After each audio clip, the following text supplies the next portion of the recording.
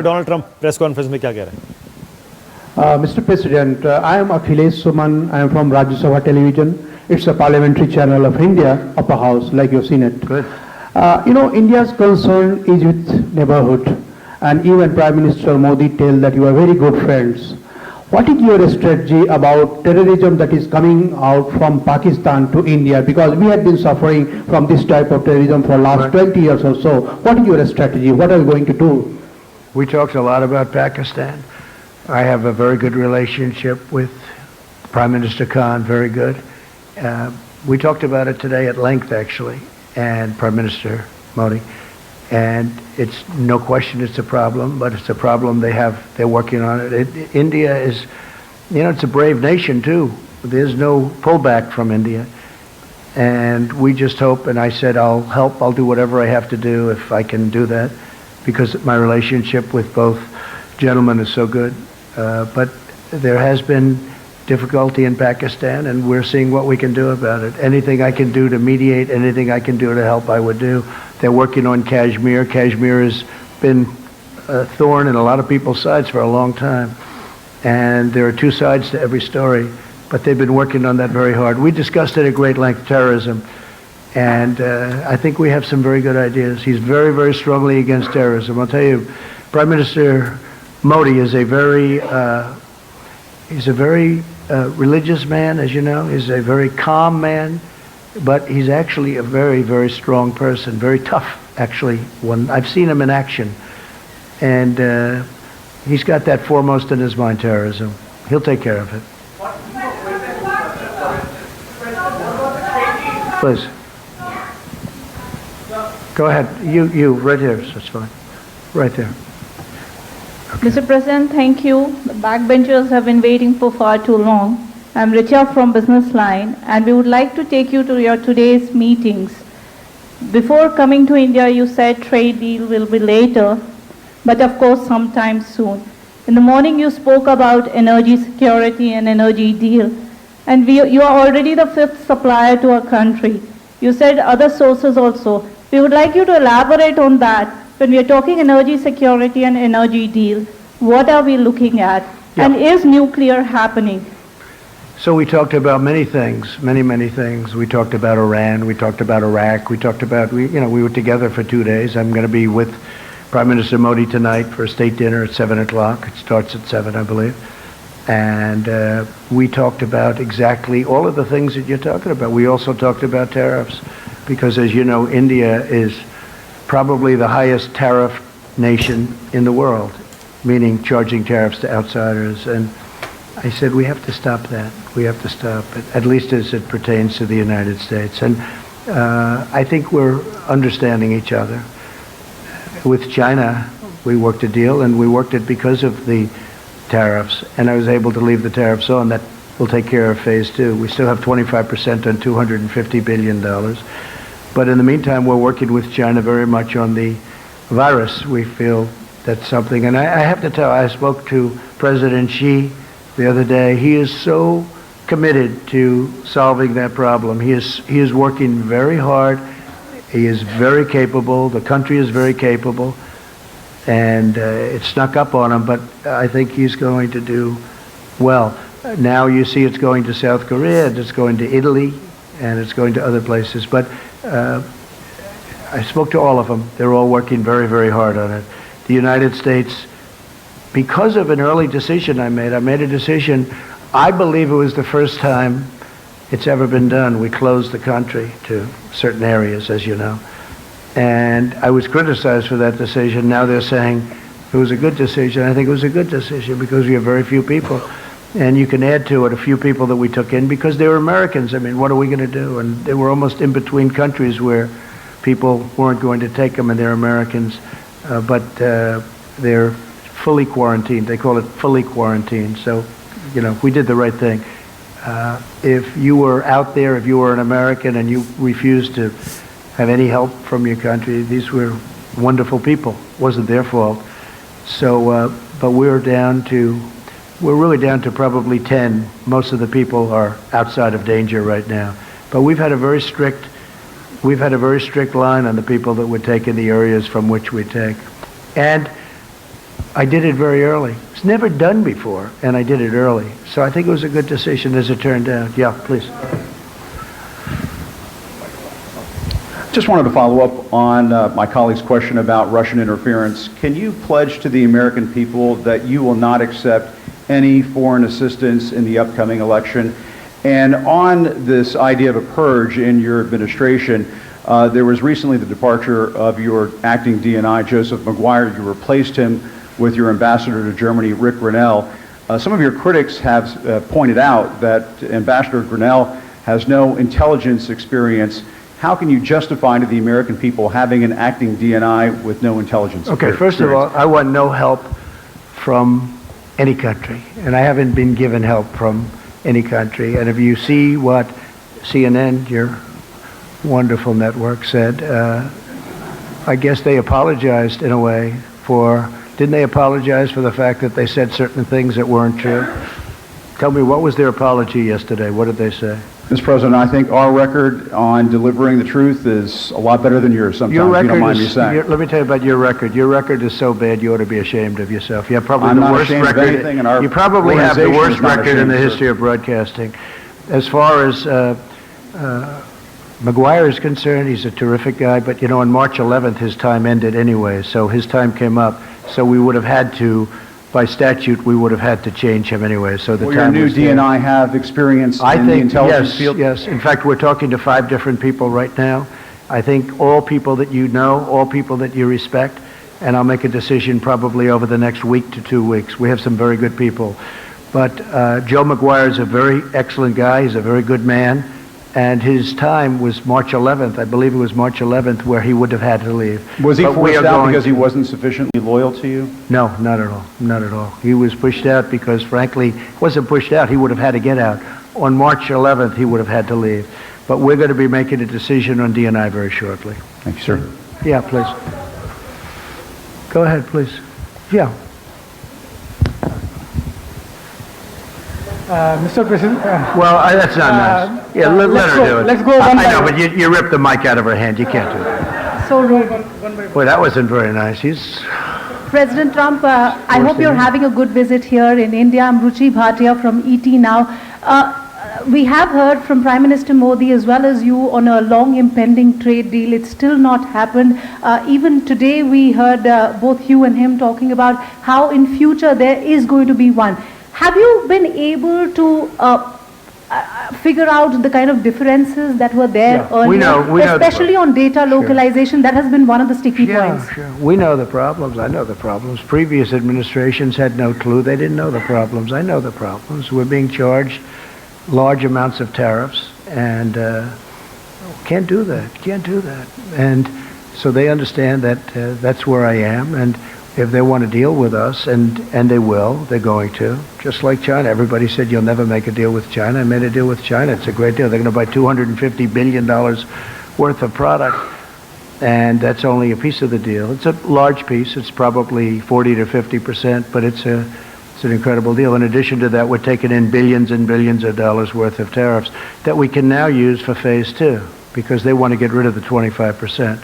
So we have the 25%, they want to get rid of it. Well, with India is, I think, the highest, again, I said it before, but the highest tariff. When you deal with India, Harley Davidson has to pay tremendous tariffs when they send motorcycles in here. When India sends motorcycles into the U.S., there's virtually no tariff.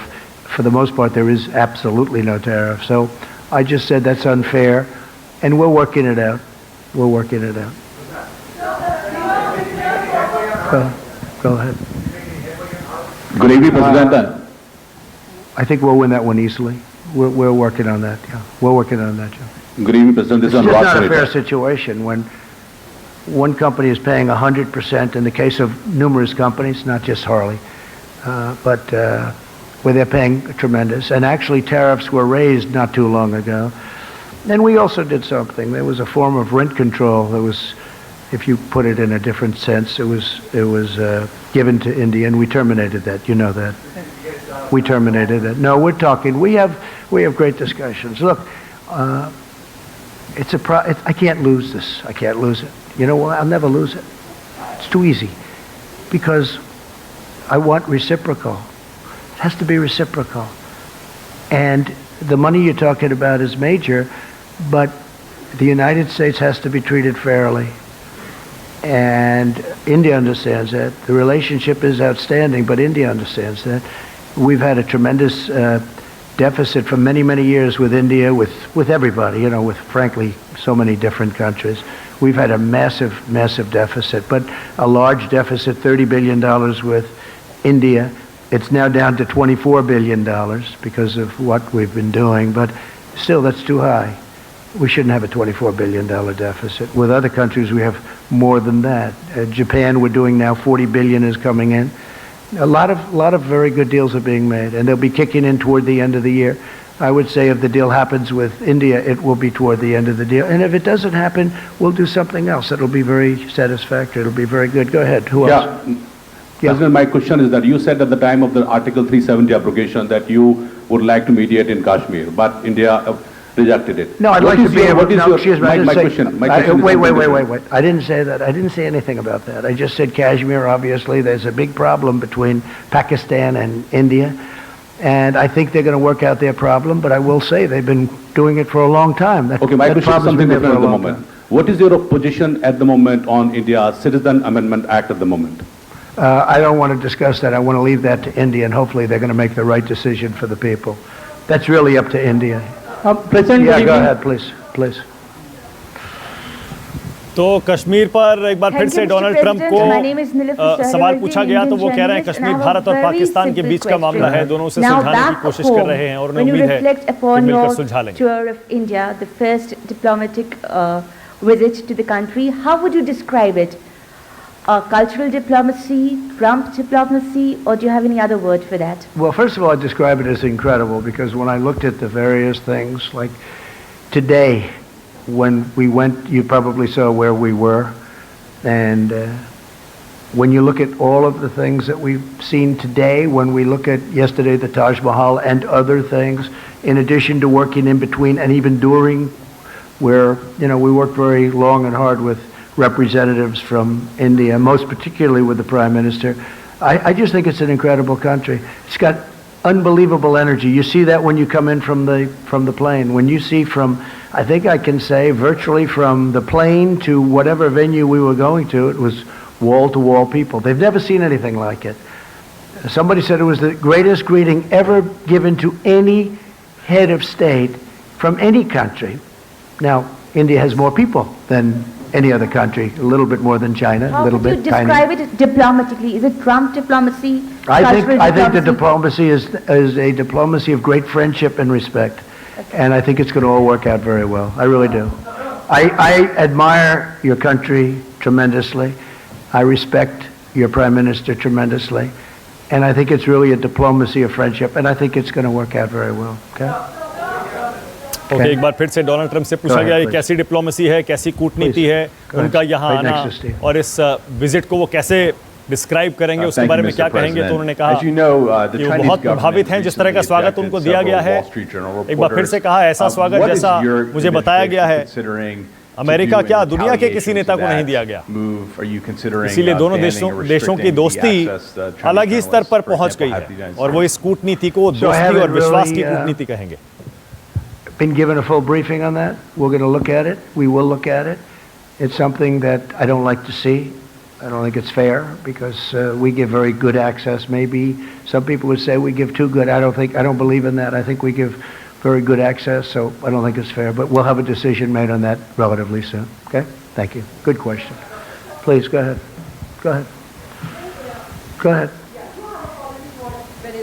So will you allow Indian companies to continue to buy Venezuelan oil from third parties, especially when you have sanctions? Well, you'll be seeing something on that in the not too distant future. Yeah. So there could be more stringent sanctions against Venezuela? There could be very serious sanctions. Or against the Indian companies continuing to buy what's happening in Venezuela is so sad. People are starving. Here's a case where a country was wealthy 15 years ago and very wealthy 20 years ago. Very, very wealthy. The wealthiest in all of Latin, South America. The wealthiest, and by far, not even a contest. And when you look today, they don't have water, they don't have basic food, they have no medicine. It's incredible what's happened in Venezuela. No, we're watching Venezuela very closely. We don't like it. We don't like it. Not at all. Okay?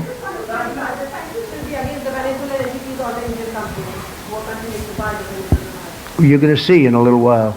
You're asking a question right in the middle of us doing something. Go ahead, please. Ali Maqbool from BBC.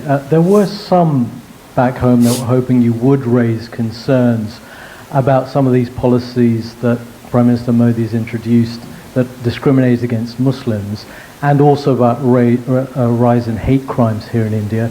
But as someone Well, we did discuss that, and we discussed that, and specifically Muslims, and we also discussed Christians. But someone and who... I had a very powerful answer from the Prime Minister. We talked about religious liberty for a long period of time in front of a lot of people, and I had a very, very powerful answer. And as far as Muslims are concerned, as he told me, I guess they have 200 million Muslims in India, and a fairly short while ago they had 14 million. And he said that they're working very closely with the Muslim community. But so you yourself have been criticized for policies that have discriminated against Muslims, like the travel ban. There's also been a rise in hate crimes over the last couple of years in the US. So are you in a position to talk to him about those subjects? Yeah, I won the travel ban, as you probably know. A lot of people said I lost it. No, I won the travel ban, and we use the travel ban where we think there's, not based on religion, but where we think there's going to be trouble, where we're looking at certain countries. As you know, we added a few countries onto it. But we won the travel ban, and we won it in the Supreme Court. So the travel ban is not a thing against Muslims. It's a thing against areas where we don't want people coming into our country that are going to cause problems, cause harm, cause death, hurt our people. And I feel very strongly about that. Okay, please, go ahead. Thank you very much, Mr. Thank you. President. Thank you very much. Thank you.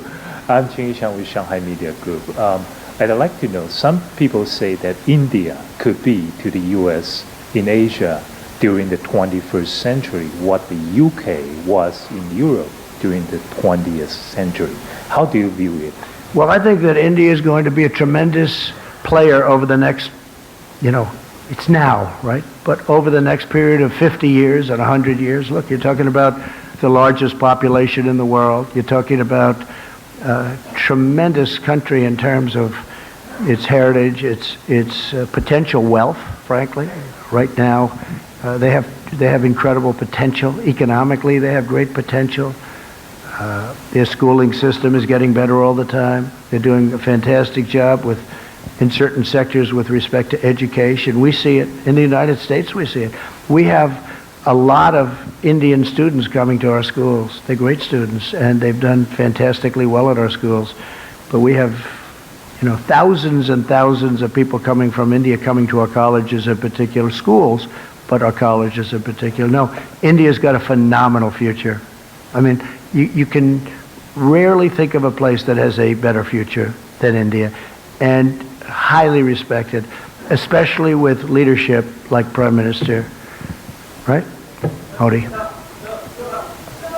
Yeah. Go ahead. Pick one. Go ahead. Sir, Ritu Parna from CNBC TV 18 India. American companies have been investing in India for a long, long time. Are you satisfied with the Indian investment regime, especially on issues like multi-brand retail and e-commerce, on which companies from US have a lot of interest in? So I'm very satisfied because they're investing tremendous amounts of money. I met Mr. Patel a little while ago. He's the largest steel person in the world by far. I don't think there's even a contest. And he's going to be building a $1 billion plant in Alabama. We had the press, I left him in there, always a risky thing to do.